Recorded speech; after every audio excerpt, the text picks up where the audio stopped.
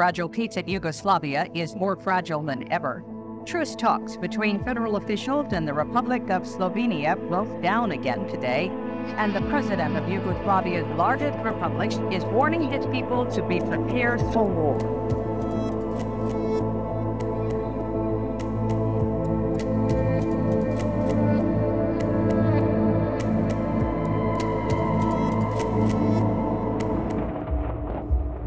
Europa. Rok 1995. Trwa wojna domowa w byłej Jugosławii. Przerażające widoki ogląda w dziennikach telewizyjnych większość mieszkańców Starego Kontynentu. Oblężenie Sarajewa, płaczące kobiety i dzieci, mężczyźni wymachujący naładowaną bronią. A to miało się już nigdy nie powtórzyć. W połowie lipca 1995 roku oddziały bośniackich Serbów zajmują Srebrenicę. Jest to muzułmańska enklawa, którą Organizacja Narodów Zjednoczonych oznaczyła jako strefę bezpieczeństwa. Znajduje się tam duża grupa wyznawców Allaha. Początkowo niewiele się dzieje, ale jednak koniec końców dochodzi do najgorszego. Europa znów doświadcza tego, co przeżywała w trakcie 2 wojen światowych kilka dekad wcześniej. Holenderscy żołnierze sił pokojowych ONZ byli odpowiedzialni w czasie wojny na Bałkanach za położoną przy granicy z Serbią Srebrenicę. Byli lekko uzbrojeni, nie stanęli w obronie muzułmanów. Serbowie bośniaccy wymordowali ponad 7 000 muzułmańskich mężczyzn i chłopców. Raport o tej zbrodni doprowadził w kwietniu 2002 roku do dymisji rządu holenderskiego, a w 1999 roku ONZ przyznała, że popełniła błąd w ocenie sytuacji w Srebrenicy. Władze Holandii wskazywały, że holenderscy żołnierze zostali niejako porzuceni przez ONZ, nie mając odpowiedniego wsparcia powietrznego. Instytucje międzynarodowe prezentują się jako prężne organizacje działające dla dobra ludzkości. Czasami niemal jako zbawcy zagubionego ludu albo jako ostatnia deska ratunku dla potrzebujących pomocy państw narodowych. Problem w tym, że tego rodzaju instytucje nie są nieomylne, popełniają gafy i błędy. W historii łatwo znaleźć kilka mniej lub bardziej doniosłych wpadek organizacji międzynarodowych. Kompromitacja kompromitacji nierówna. Chodzi o skalę. Gdy myli się prywatna firma, cierpią jej klienci i ona sama. Gdy myli się rząd jakiegoś państwa, cierpią jego obywatele. Ale gdy myli się globalna instytucja, cierpią wszyscy ludzie podlegli jej władzy bez względu na to, w jakim państwie mieszkają. Srebrenica to tylko jedna z głośniejszych, ale nie jedyna. Jedna z największych wpadek miała miejsce w ostatnich latach. Gdy koronawirus zaczynał rozprzestrzeniać się po świecie, Światowa Organizacja Zdrowia zapewniała, że nie ma zagrożenia. Krytykowała nawet Stany Zjednoczone za to, że te zablokowały możliwość podróżowania swoich obywateli do Chin. WHO nalegała, by nie mówić o wirusie z Wuhan czy o chińskim wirusie, bo to może wzbudzać rasistowskie sentymenty. Jednak jak się chwilę później okazało, WHO błądziła, a prawda wyszła na jaw.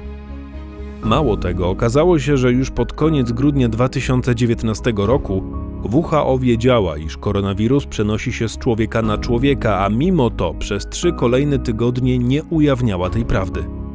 Tak wynika z relacji epidemiolożki dr Marii van Kerkhove, która była związana z WHO.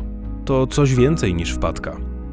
Koronawirus rozszerzył się w katastrofalny sposób z powodu błędów Światowej Organizacji Zdrowia, których nigdy więcej nie można powtórzyć, napisał w maju 2021 roku włoski dziennik Corriere della Sera, powołując się na ustalenia dochodzenia w sprawie pandemii COVID-19. Wskazał na odpowiedzialność szefa WHO, Tedrosa Adhanoma Ghebreyesusa.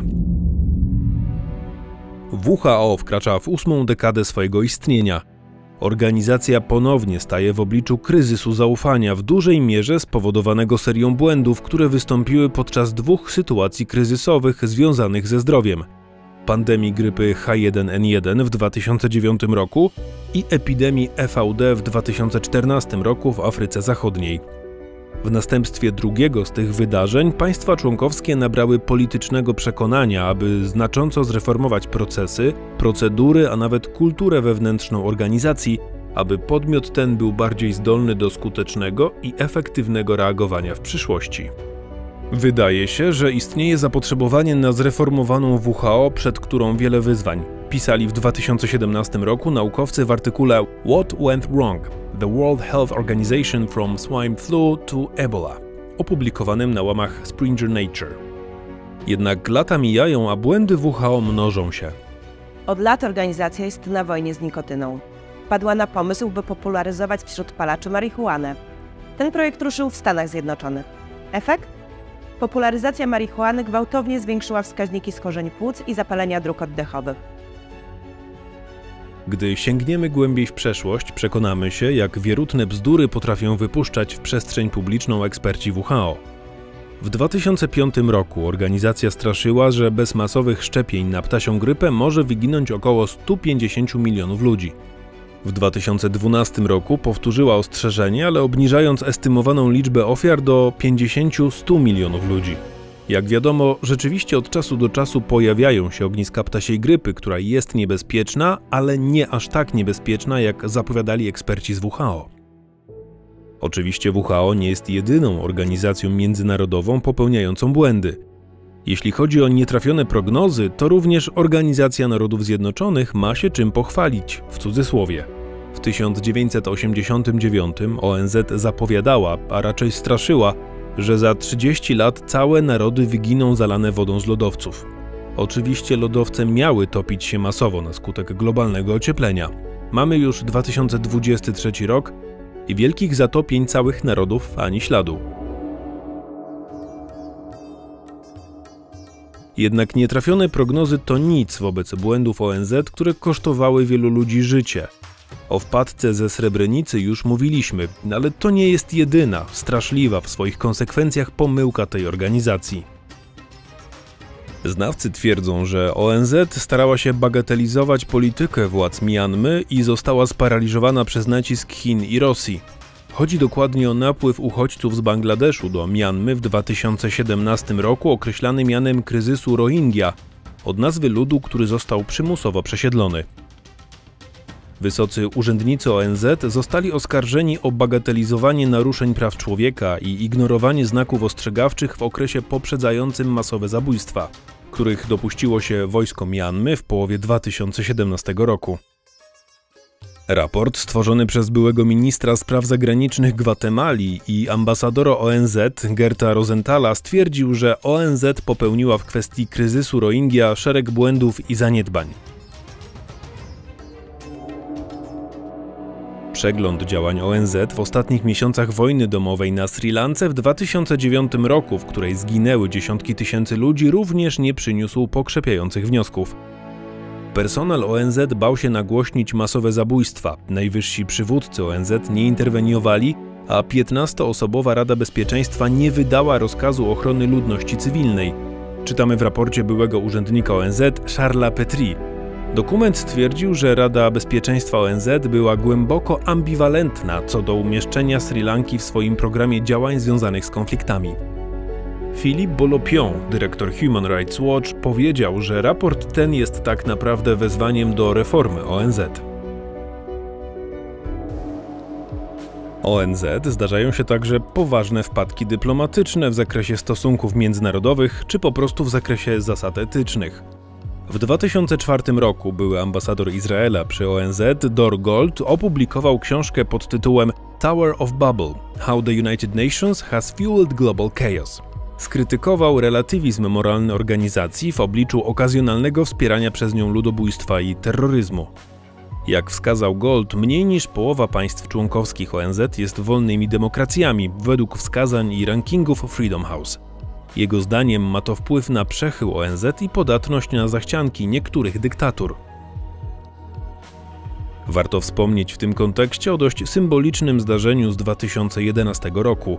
Wówczas Zgromadzenie Ogólne ONZ postanowiło uczcić chwilą ciszy śmierć północno-koreańskiego dyktatora Kim Jong-ila. Dyplomaci z Zachodu skrytykowali tę decyzję. Przewodniczącym Zgromadzenia Ogólnego ONZ był wtedy Nasir Abdulaziz Al-Nasser z Kataru, a wniosek o symboliczną minutę ciszy złożyła Korea Północna. Co jest nie tak z Organizacją Narodów Zjednoczonych i jak to naprawić? Pytał już ponad 10 lat temu w książce o tym tytule Thomas G. Wise, wybitny dyplomata, który pracował przez wiele lat w ONZ. Odpowiedział, że ONZ zbyt często zarządza problemami międzynarodowymi w oparciu o interesy państw.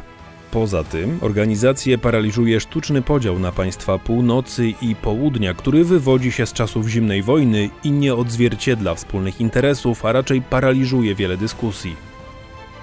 W dodatku poszczególne organizacje ONZ często konkurują ze sobą, co sprawia, że w pewnym sensie ONZ jest instytucją o charakterze feudalnym.